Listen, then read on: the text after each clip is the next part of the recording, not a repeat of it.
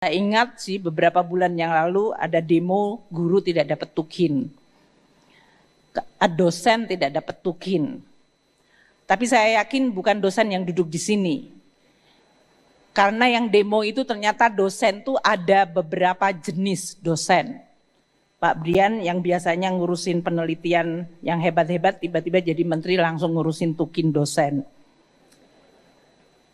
Tapi itu yang bisa memenangkan Nobel Pak Brian nanti.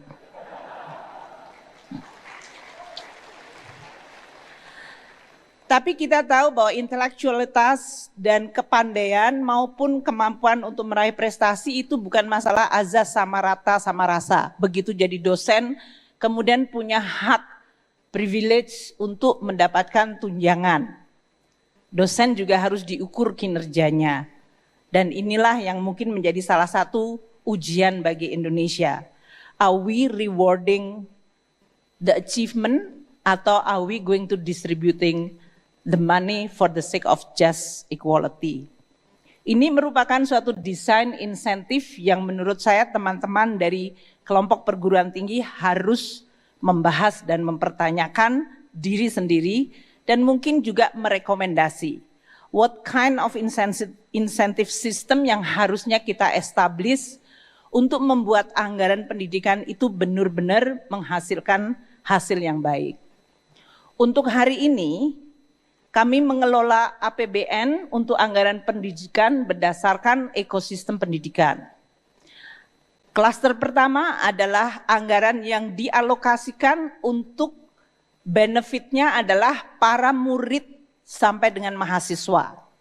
Itu dari biaya operasi sekolah yang dihitung per kapita dari murid, PIP, yaitu beasiswa untuk pelajar, KIP, beasiswa untuk kuliah, beasiswa sampai dengan pascasarjana, dan juga berbagai hal yang tujuannya adalah investment, manfaatnya adalah kepada murid tersebut atau mahasiswa.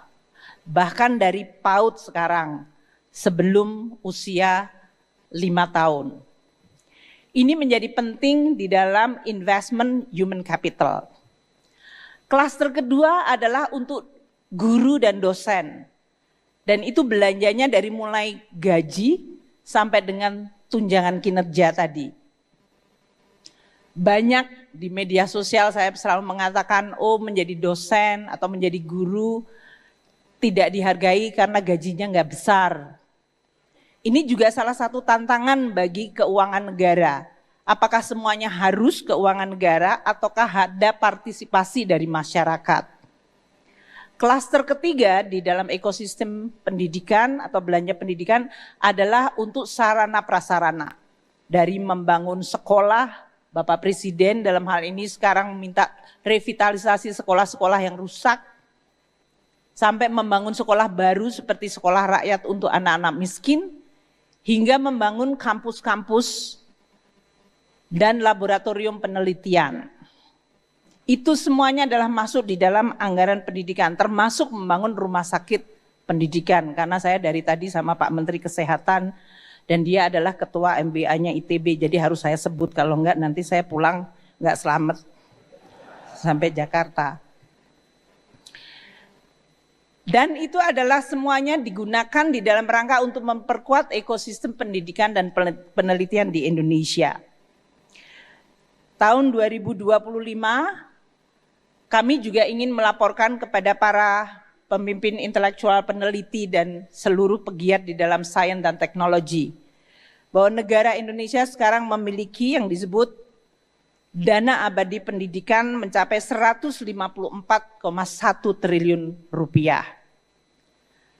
Saya termasuk yang memulai melahirkan dana pendidikan abadi ini tahun 2009 dengan 1 triliun rupiah. Waktu itu motivasinya ada 2. Make sure bahwa anggaran 20% di dalam APBN yang diamanatkan konstitusi tidak wasted. Jadi kalau tidak terbelanjakan dia harus menjadi dana abadi.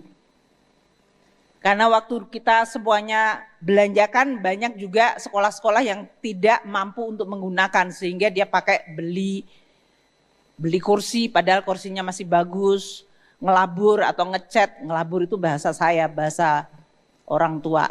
Anak-anak sekarang nggak ada yang tahu ngelabur. Download Tribun X sekarang, menghadirkan lokal menjadi Indonesia.